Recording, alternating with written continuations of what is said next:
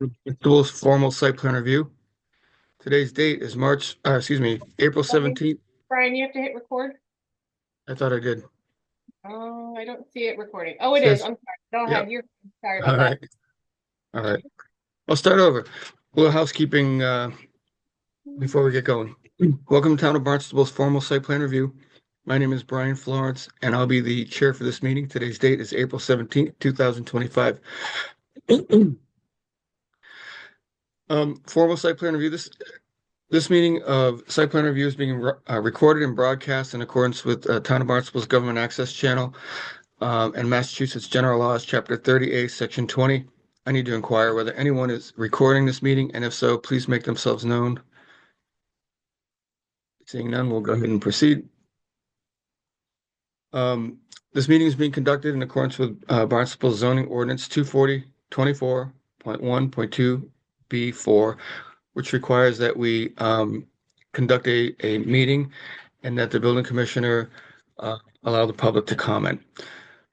So the purpose of site plan review is to ensure that a site plan for a proposed development is in compliance with local, state, and federal regulations before a project is submitted for permitting. That brings all the town's regulatory agencies together in one place so that you don't have to try to guess what you need to do to obtain a permit. And while we may, as a courtesy, provide insight into other regulations that apply to your project, this process is site plan review. It's about the site. It should not be construed as approval for activities regulated elsewhere, such as building codes, building permits, licensing, historic districts, that sort of thing. The way our process works is we'll read your case into the record. You'll have an opportunity to give a brief presentation. From there, I'll ask for staff comment and/or questions. Once the staff has completed their portion of the meeting, we'll ask if anybody in the public has any comments. It would be helpful if you could mute your microphone until it's your turn to speak, and then we ask that you state your name before speaking. If you need to share your plans, we've made arrangements for you to do that. If you don't know how to do that, just let us know and we'll be happy to assist you. Just let us know before you share your screen so you don't disrupt the flow of the meeting. And Maggie will be taking notes of the meeting so that we'll provide you with any outstanding comments or questions. And I was applying the downtown Hyannis rules to this meeting, which don't apply, so I apologize for that. In any event, if you would like to go ahead and read our case into the record, Maggie, we're ready to do that. Okay, we have one agenda item today without public comment. It's site plan review 24-65 for New England Development, represented by Mark Jackson and attorney Mike Ford.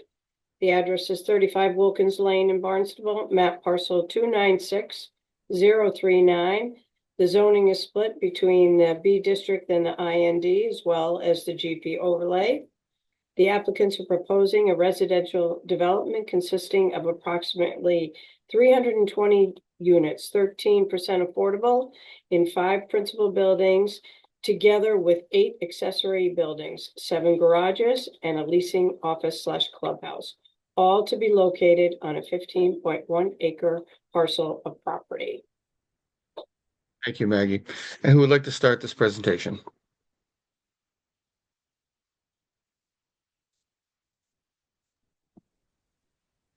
Good morning, Commissioner Florence, Attorney Mike Ford for the applicant, Wilkins Lane Properties LLC. With me is Mark Jackson from New England Development, along with Mr. Tuig, John Tuig of New England Development. Also on the call, on the remote, I should say, from the Hanover Company are David Hall and Steve Dazzo. Our site engineer from Tetra Tech, Nate Shield, is also on.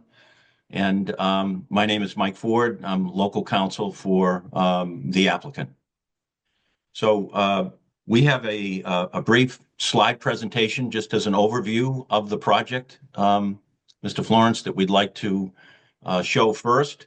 Mark Jackson needs to share his screen to be able to put that up. Thank you. Please proceed. So this is just the introductory slides. I've mentioned that from New England Development, we have Mr. Tuig, Mr. Jackson, and from the Hanover Company, Mr. Hall and Mr. Dazzo, along with Nate Shield of Tetra Tech. The project site is off of Wilkins Lane. and Kids Hill Road in Hyannis in the industrial park area. This shows the project site. The project site that we've showed there is all of the site that was rezoned by the town of Barnstable for a subzone over the medical services overlay district. Next slide. So back in the fall, October of 2021, the town council voted to adopt an amendment to the existing zoning ordinance to create the subzone. And the subzone district allowed, in addition to the medical services uses that were already there, multifamily housing in this area with very specific requirements for that housing built right into the ordinance itself. We did bring a project before the town. It was phase one, Hanover, and the requirements there were met. The requirements are that all of the multifamily housing must be rental. 10% must be set aside as affordable at 65% AMI, and another 3% affordable up to 80% AMI for a total of 13%. The requirements also are that the units in the residential development must be leased for a term of not less than 12 months. So you don't get short-term rentals out of these projects. And provided that 10% of the units may be leased for a term of less than 12 months, but not less than 6 months. And that's to take care of transient situations where people may be moving in or out of the complex itself. This is the division plan of the property. Currently, this property is in excess of 17 acres, and it will be subject to an A&R plan that will be filed with the town's planning board to create 3 lots, an unbuildable lot in the upper right corner, and then a buildable lot along Wilkins Lane on which nothing is proposed at this point. And then the site itself with the Wilkins Lane driveway coming in off of Wilkins Lane to the site of 15.1 acres. Next slide.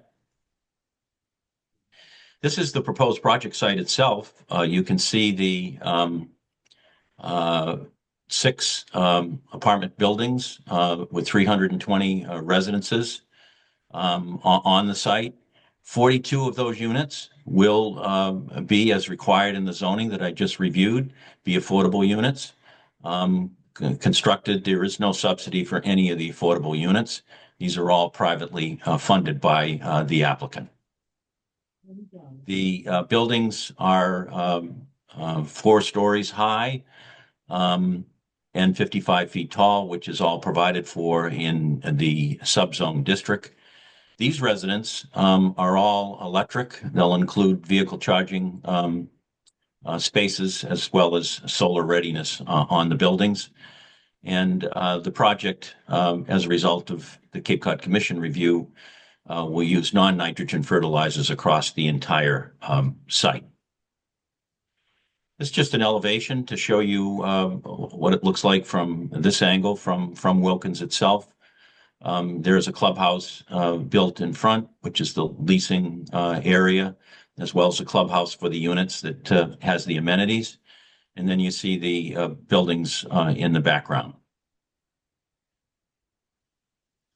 Our stormwater design, if I could, at this point, maybe I could have Nate Shield of Tetra Tech just briefly describe this slide, Mr. Chairman, and the stormwater system that is proposed to be installed. That would be great. Thank you. Thank you. Again, Nate Shield with Tetra Tech, the civil engineer for the project.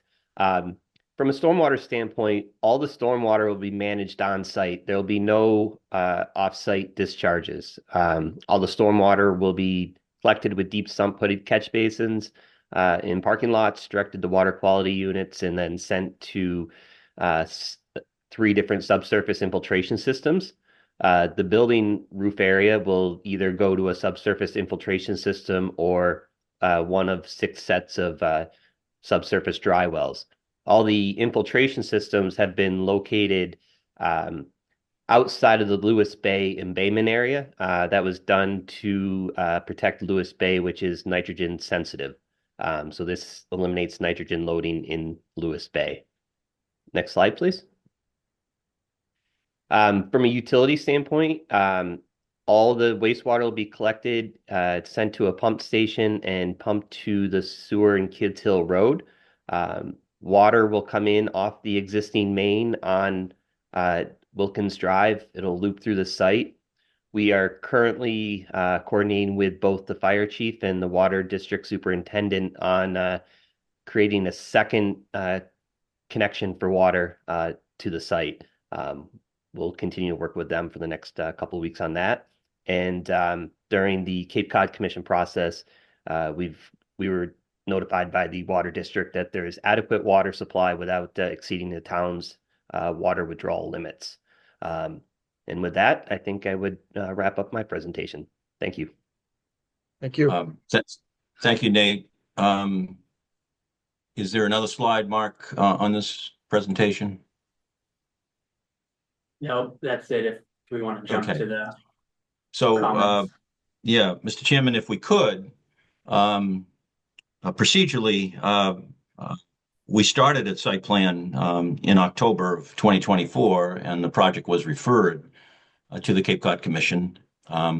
There being more than 30 residential units being proposed, it was a mandatory development of regional impact. We've gone through the commission review. The commission unanimously granted a development of regional impact permit with conditions. And I can report to you today that that approval, which was granted on February 27th, has now become final. And the significance of that, obviously, is that local permits can now be issued for the project, the commission decision now being final. We've had a couple of informal site plans. The first one on March 25th, and then we had another one this week on April 15th. And what I'd like to do at this point, Mr. Chairman, is put up a slide that Mark has of the list of comments, and maybe just review these very briefly. Since this is a meeting that is being taped, as I understand it, for public purposes as well. We divided the comments. We divided the comments up, or I should say, Maggie divided up the comments for us when she took them at our initial meeting into various departments. Barnstable Fire, of course, is the fire district itself, and we've been working with Chief Beal and his staff in terms of these comments. But the first comment was that we needed a fire hydrant plan to be submitted. And the site plan need to show all the hydrant locations and the appropriate fire lanes and the properly sized water main. And a requirement that it be a loop system, can't be deadheaded or have any dead end hydrants due to the length of the entranceway. So where we are on this one, our comment is that a plan showing the fire hydrants and the water loop system has been sent to the chief and to Sean Anderson over at the Water District. And we understand and agree that there will be an ongoing condition if this plan is found approvable to go on for further zoning that finalizes the secondary water connection. And it will be a continuing condition of site plan review and will require us to come back to site plan review before that condition is deemed to be satisfied, since that plan is still under review by both the fire chief and his staff and Mr. Anderson and the water district. Second comment was that the snow storage plan showed the snow storage on the secondary emergency fire department access. That's been removed, and we've got a new location. My understanding is that's been submitted and is checked off. Comment number 3, as required in Hanover 1, an approved and rated gravel driveway must be installed and maintained and approved. We noted that, and it's been agreed to. Comment 4, if you can scroll that up just a little bit, Mark. Okay, so comment 4 from Fire District was that the secondary fire department emergency access driveway needs to be constructed and operational as soon as feasible during the construction process. We've been working with the chief and his staff with respect to that secondary access.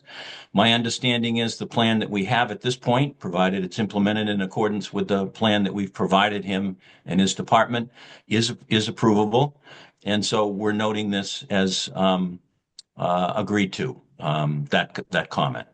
Comment 5, the fire department indicated they were looking for a detailed turning access plan for the fire department ladder truck template provided by the department.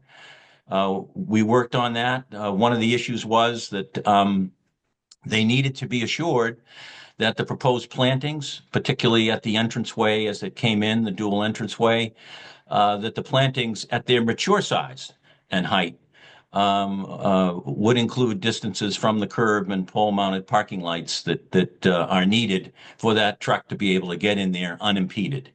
And we've been working on that plan as well and have submitted a revised plan, which we believe now addresses that from both an access and a landscape standpoint. And those were the comments from the fire district. The DPW comments.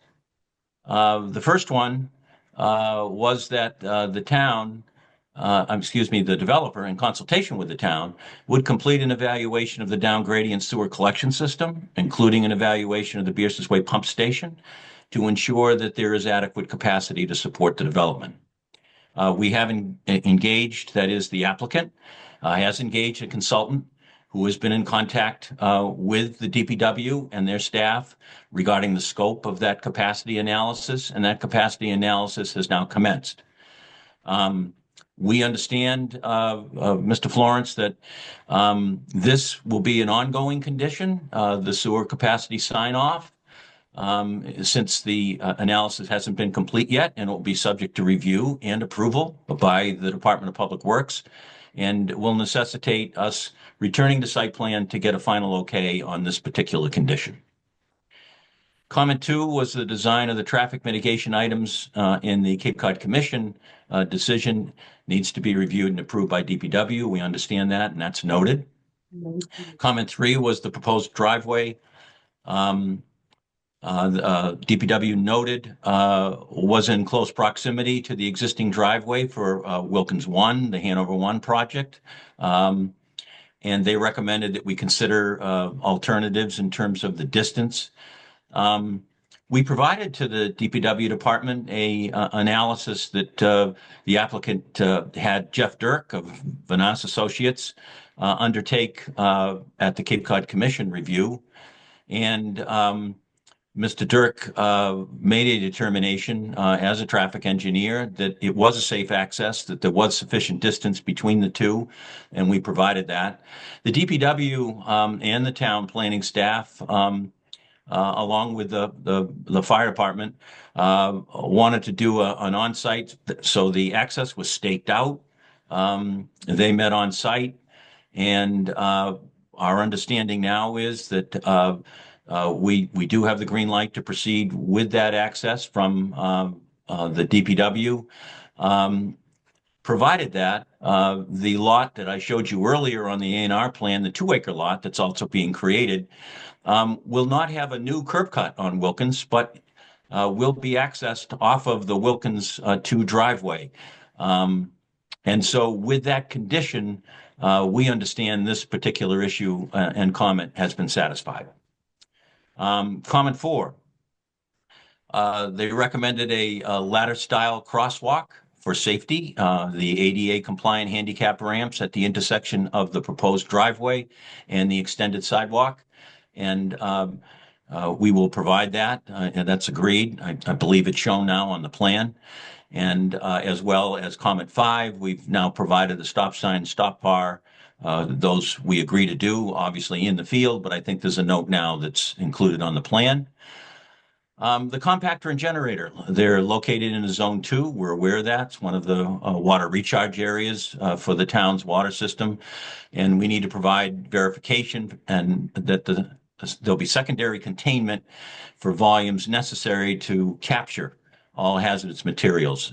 We agree to that, and the sewer life station will use a natural gas generator, so there'll be no hazardous fuel for that, for their backup power. The compactor encloses a deep sump hooded catch basin to collect the runoff. Catch basin will be piped to a water quality unit discharging. And we understand that in addition to that, we will need to verify to the DPW that the secondary containment volumes will be handled as they require during final design review. Comment 7, clarify what the squares were on either side of the island and the driveway. Those squares were something that was had to do with possible special paving that they were going to install. Really had no technical significance. It was more design orientated, and those have been deleted from the plan. They're no longer implementing that. Comment 8, discharge to the municipal sewer collection system will be limited to sanitary sewage. Understood and noted. Comment 9, the project will require a stormwater management permit under the town's new ordinance recently adopted. We note that and agree to that. Comment 10 was a series of protocols that DPW, and we appreciate that, put in their comment that we needed a sewer modification permit to be obtained from DPW. This obviously would follow the capacity analysis and approval that we've agreed to in comment 1. All of these protocols we understand, and they're noted, and we will agree to them. Comment 11, road opening permit. We understand that and agree to it. Comment 12, any tree removal or plantings will need to be coordinated with the tree warden. Again, understood. We have a detailed landscape plan that was required by the Cape Cod Commission that's referenced in our DRI review, and we will be working with the tree warden on that plan as well. Comment 13, any address changes will be needed to be coordinated, noted, and agreed. Sidewalks damaged, comment 14, by construction activities need to be replaced to ADA standards, noted and agreed. So then we get to the planning and development comments, Mr. Chairman. Comment 1 was that just an observation that we are in that mixed use subzone that I spoke of earlier that the council adopted back in the fall of 21 for this area. It is a special permit use.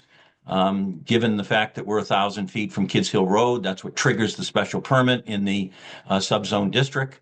And we are in the process of preparing and will be filing our application for a special permit. So that's noted and agreed.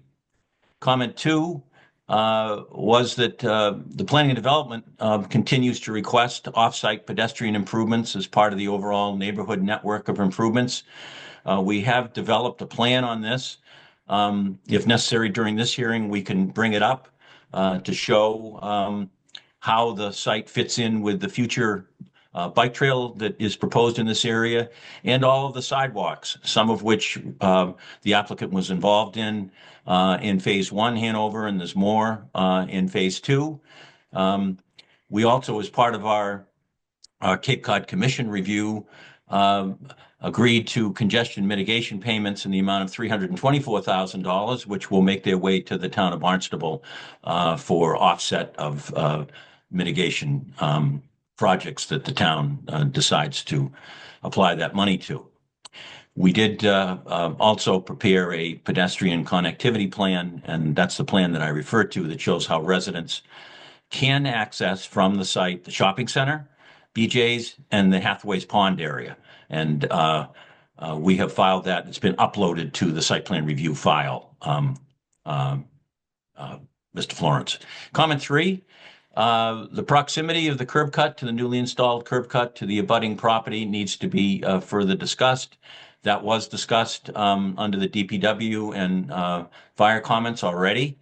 Comment 4, ZBA will likely confirm adequate infrastructure is in place to support the development that is proposed. In following the commission, they've identified a request by Barnstable Water to confirm adequate water is available. We believe it is. We believe Mr. Anderson's email confirms that, and we have uploaded that. We've sent it to Mr. Kupfer at Planning and Development as well. Comment 5, an A&R plan will be required.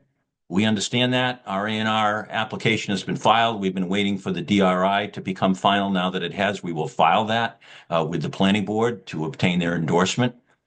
Board of Health need to register any rental units with the Health Division, noted. Obtain a pool permit, noted and agreed, and that the health inspector for this area is Donald Desmaris, RS. We've noted that and look forward to working with him on those issues. Comment 4, provide a brief description narrative of what the small kitchen is in the clubhouse. That's for determination as to whether we needed an annual food service permit and a grease trap. We've provided that. It's a demonstration kitchen to serve and warm already cooked and prepared food. The appliances in there are a microwave, warming drawer, slash oven, sink, and refrigerator. The clubhouse does not include a cooktop or stove. It's not intended as a kitchen for cooking. So we understand that may obviate the need for a grease trap, but the final decision will obviously be made by the Health Division in conjunction with the DPW, since this is a sewer project, and we're aware of that. The plumbing and gas comments were all noted. Those will all be taken care of at the time of the building permit, and we understand them and agree to them. Those are comments 1 through 4.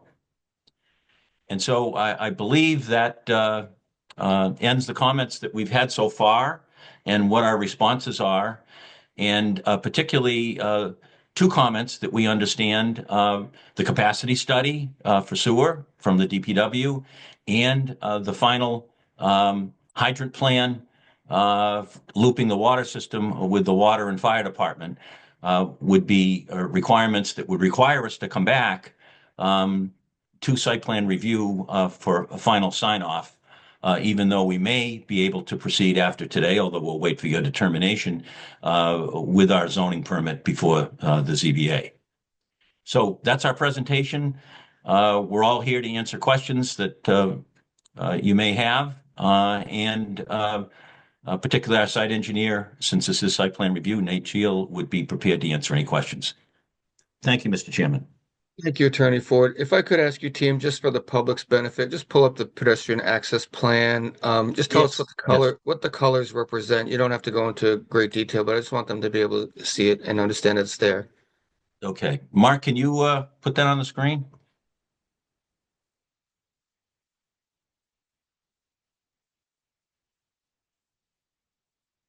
So here it is. The red on there is the future rail trail. And the yellow are the pedestrian connections, some of which will be built in accordance with the requirements for this project. But you'll see there is pedestrian, once this is done, access down the site onto Wilkins and all the way out on the bike trail on the Kids Hill side and out to Hathaway's Pond on the other side by getting all the way out to Finney's. That'd be a sidewalk connection. That sidewalk connection also takes you to BJ's, Stop and Shop, as well as Finney's Lane, and then down into the directly across from the recreation area at Hathaway's Pond. So that is the plan that we referred to, and that is the plan that is in the file, and it relates to our obligations already contained in the DRI to undertake those improvements. Yes, sir. If you guys will go ahead and drop your screen share, I'll bring it back to staff and see if we can get you rolling along here. All right. Maggie, have you received any correspondence on this matter? No additional correspondence has been received, Brian. All right, thank you. We're going to take Chief Beal first. I know he's got another meeting to attend, so Barnstable Fire, please. Thank you, Commissioner. Chris Beal, Barnstable Fire. We're all set with the plan as long as they're planning on coming back. We just received the new hydrant plan and the driving plan last night, so we haven't had a chance to review either of those. But I'll work with Sean Anderson with the water department and get back to you. I'm sure we'll be talking. Thank you. Yeah, thank you, sir. And any comments you can just upload to our system. Have a good rest of your day. Yeah, I already have, Brian. Yep, already Okay, put them in there. perfect. Thank you. All right, planning and development, please. Hello, Kyle Pedicini for Planning and Development. Just going to reiterate our previous comments for the record. All the applicant has addressed them all. This project's located in the mixed-use subzone of Medical Services Overlay District, which requires a special permit through the Zoning Board of Appeals for multifamily dwellings on lots which are set back greater than 1,000 feet from Kids Hill Road. So you'll need a special permit through the ZBA. Our office is requesting off-site pedestrian improvements as a part of the overall network of network of improvements. It should include sidewalk connections, streetlights, rapid flashing beacons where appropriate to enhance multimodal opportunities for residents and workforce connecting to the site. The proximity of the curb cut to the newly installed curb cut in the building property needs to be further discussed. The applicant noted that has been discussed. Just needs some further discussion with the director on how it could be conditioned with the other site, as it was noted. The Zoning Board of Appeals will likely seek to confirm adequate infrastructure is in place. So this was noted. The Water Department brought up the issue of adequate water during the Cape Cod Commission hearing. Sounds like some further discussion has taken place and some confirmation, but just make sure that's addressed before the Zoning Board of Appeals, because that will be brought up during that. And then, as presented, an approval not required A&R plan will be required to submit it to the planning board for endorsement. And that's all we have. Thank you. Thank you, Kyle. Public health. Thank you, Brian. David Stant with Public Health. Again, Attorney Ford already went over them, but just to reiterate for the comments, through the Health Division, they will need to register any rental units with the Health Division. They will need a pool permit, and the health inspector for that area is Donald Dismaris. And the Health Division did review the food information, and through the health department, we don't require a grease trap. However, they may need a grease trap because of DPW regulations, and they may need to apply for catering or temporary food events when they do serve some food from that property. And that is all. Thank you. Sir, Disability Commission, please.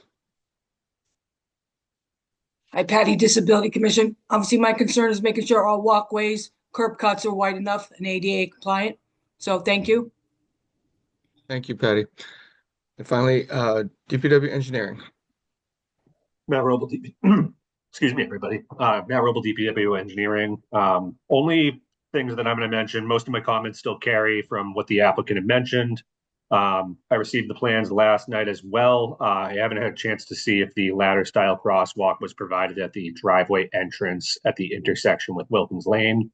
But if that hasn't been provided in the most recent plan set, then my comments in open gov will reflect that.